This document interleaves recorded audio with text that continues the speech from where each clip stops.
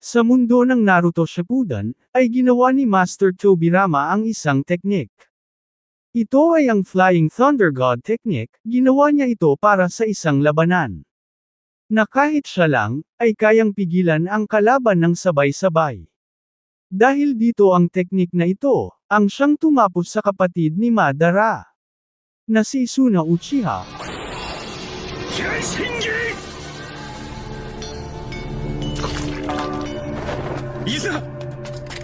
Sa pagkawala ni Master Tobirama, ay muli itong binuhay ni Minato Namikaze, ang Yellow Flash ng Konoha.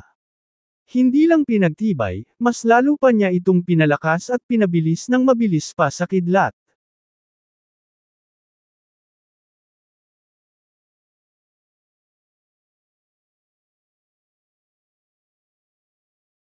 Dito ay makikita nating lahat, kung paano na perpekto ni Minato ang teknik na ito.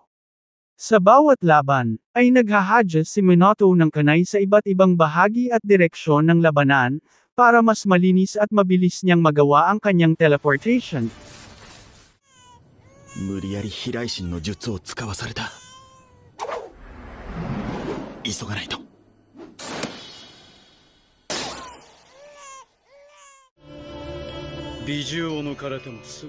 Dito ay makikita nating lahat, ang iba't ibang pakikipaglaban ni Tobirama at Minato.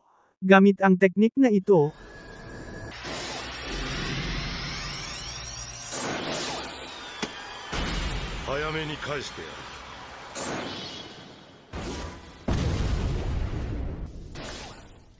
at makikita nating lahat kung gaano ito ka-epektibo sa isang labanan.